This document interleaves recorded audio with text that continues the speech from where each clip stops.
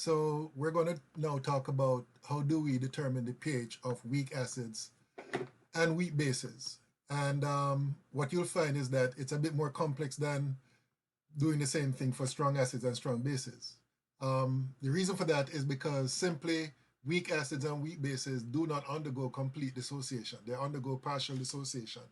And that is something you have to take into account when you're calculating the pH of such solutions. So what we're going to do is talk about firstly how to deal with that for weak acids. And you're going to see that basically it's the same approach for weak bases, all right? So just to remind ourselves of how weak acids behave, when they're added to water, they undergo partial dissociation, and their reactions can be represented by either this equation or this equation. As I said before, this one is more reflective of reality because what actually happens is that a proton is dissociated or donated, I should say, from the weak acid to the water to form the hydronium ion. However, we can use this representation as well. It doesn't really matter, right? So as you can see here, the Ka, which is an equilibrium constant for this dissociation, can be written as this. And this is called the acid dissociation constant. And it can be used as a measure of how strong a weak acid is. So basically, if you have two weak acids and one has a greater Ka value, then we can say that the one with the greater Ka value is the stronger of the two acids, all right? So the higher the Ka value, the higher would be the weak acid strength. And these are just, let me go to my big screen mode here.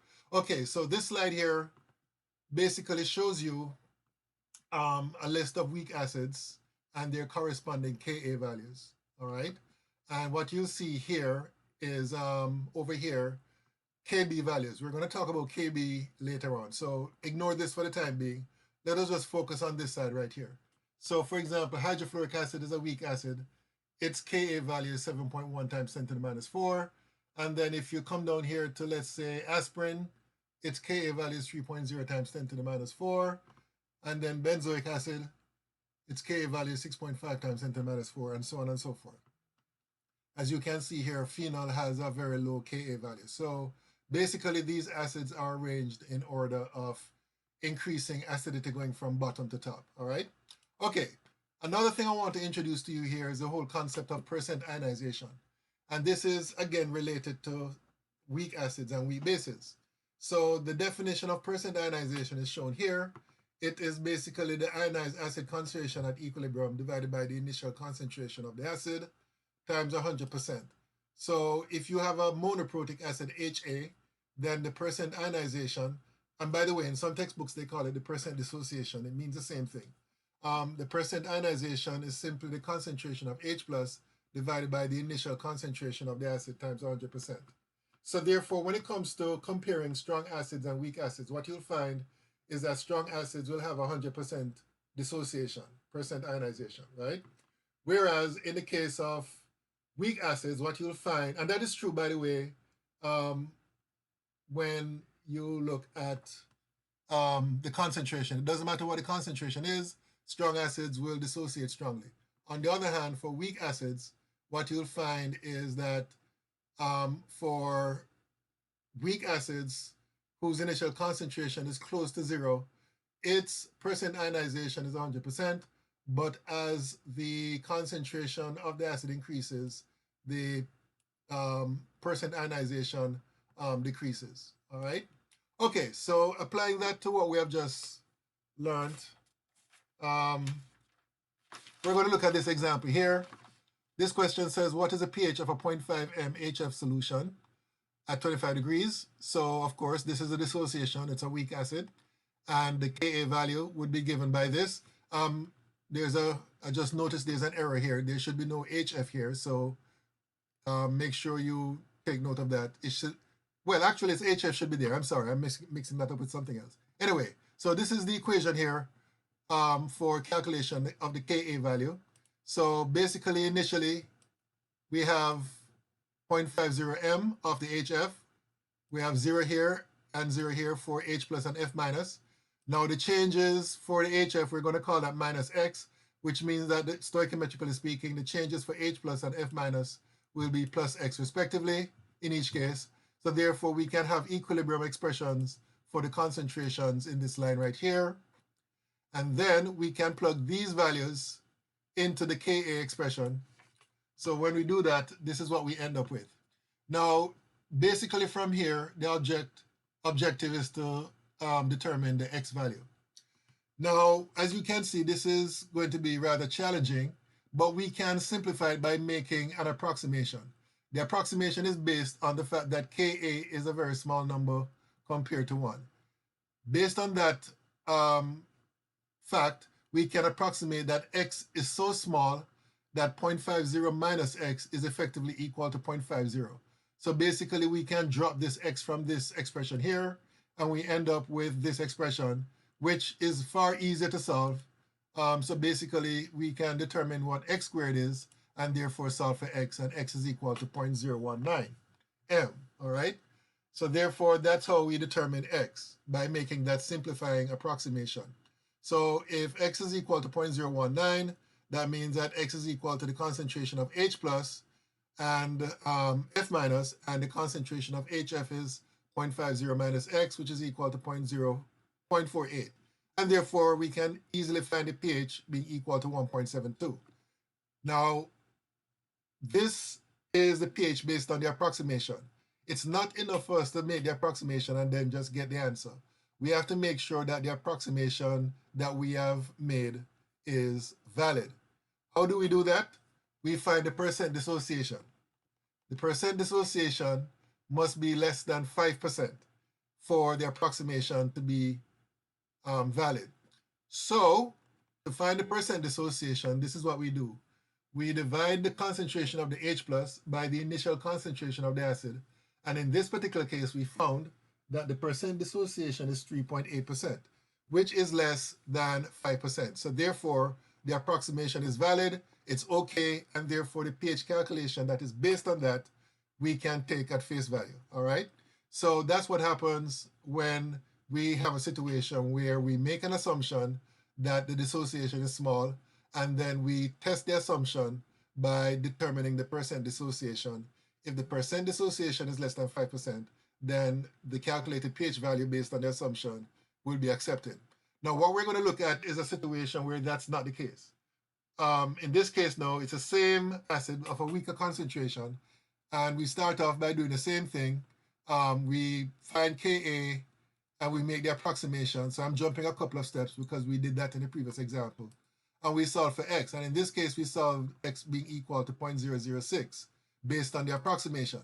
But when we determine the percent dissociation, which is the concentration of the hydrogen ion divided by the 0.05, we find that it's 12%, which is obviously greater than 5%, which means that the pH that is calculated based on the approximation will not be accurate.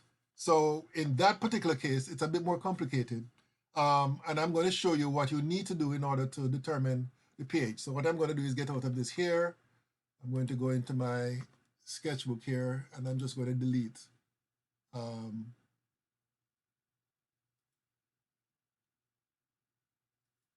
Let me, you know what, let me just lasso this. Or let me do this and delete. Nope.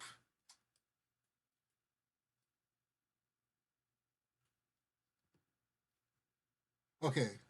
I think I've deleted most of everything here. Okay, so what I'm going to do is show you how to, okay, what's going on here with this? Okay, so what I'm going to do is show you how to calculate the pH based on the assumption initially made not being valid. So I'm going to write here, okay, what is going on with this? I hate these technological issues. Okay, good. All right, so I'm going to start off with the X squared divided by 0.050 minus X being equal to K, 7.1 times 10 to the minus 4, okay? So basically, we have to go through the longer route where we don't make the approximation to solve for X. So X squared is equal to 7.1 times 10 to the minus 4 times 0.050 minus x, and then we expand this to get 3.6 times 10 to the minus 5 minus 7.1 times 10 to the minus 4 times x. So therefore, okay, this is not looking clear. 4. Okay, so we bring everything to one side, and you're going to end up with x squared plus 7.1 times 10 to the minus 4 x minus 3.6 times 10 to the minus 5, and that would be equal to 0. So as you can see, this is in the form of a quadratic equation where A is 1, B is 7.1 times 10 to the minus 4, and C is minus 3.6 times 10 to the minus 5. So I already solved for x previously, and I got two values possible for x. X is equal to 0.0057 or minus 0.0064. So we have these two possible values, and of these two, this one is the one that is valid because you cannot have any negative values for the concentration. So therefore, we can say that the concentration of hydronium ion is equal to 0.0057, and therefore pH is equal to minus log of 0.0057, which according to my calculations works out to be equal to 2.24. 2.24. And that would be the answer. So as you can see, if the approximation is not valid, then things become a bit more complicated, and you have to basically do a longer route in terms of calculating the value of x. All right. Okay. So let me get out of this here and move on to this slide, which basically summarizes what you need to do to calculate the pH of weak acids, right? In most cases, you can ignore the autoionization of water because it's so small. Water actually generates hydronium ion, which can affect the pH, but the concentration of the hydronium ion coming from water is so small you can ignore it. It says here that you should also ignore the concentration of OH minus because it is determined by the concentration of H plus. So basically what you're going to do is use the ice table to express the equilibrium concentrations for the single unknown X, and then you write Ka in terms of the equilibrium concentrations, solve for X using the approximation method. But if the approximation is not valid, then you have to solve for X exactly, which would involve a quadratic equation that you have to solve, all right? So that's basically a summary of how you deal with this. And then you can calculate the concentrations of all the species involved, depending on what the question is asking for, including the pH, all right? Okay, so let's look at this example. It says, what is the pH of a 1.22 m monoprotic acid whose Ka value is 5.7 times 10 to the minus 4? So basically, this would be a hypothetical acid, HA, dissociating to form H plus and A minus. So the initial concentration would be 0.122 for the HA. There'll be no H plus, there'll be no A minus. The change for HA, we're going to call that minus X, which means that the change for H plus and A minus would be plus X in each case. And therefore, we can write down the equilibrium concentration terms as you can see here in the last line. And then what we have to do is write down the expression for Ka and plug in the Ka or the concentration terms into the Ka expression. And that's what we end up here. We have x squared divided by 1.22 minus x equal to 5.7 times 10 to the minus 4, which is the Ka value. And therefore, the next step is to simplify by making the approximation that x is so small that 0.122 minus x is approximately 0.122. And based on that, we can solve for Ka, which is equal to 6.95 times 10 to the minus 5. Then what we have to do, well, that's x squared, I'm sorry. So x would be the square root of that, which would be equal to 0.0083 m.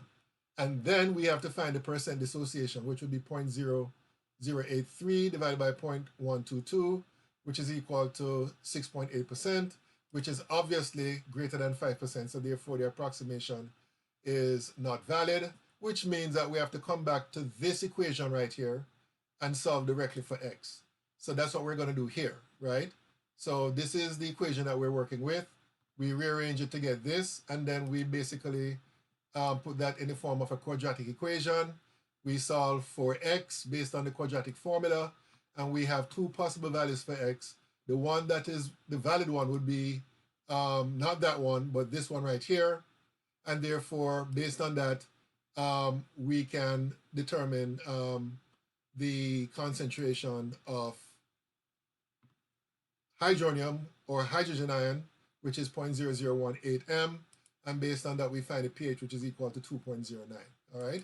So that's basically how we do the calculation. Again, this is another example, very similar to the example that we did previously. So that's basically how you calculate the pH for a weak acid if the approximation that you make earlier is not valid. All right. Okay. So we're going to stop here. The next topic will be dealing with weak bases and base ionization constants. And you're going to see that the approach when it comes to weak bases and calculating the pH is very similar. There are some minor differences which we'll get into, but overall, it's a very similar process to what we just did when it comes to calculating the pH of a weak acid. All right. So we're going to stop here and continue with this topic in the next video.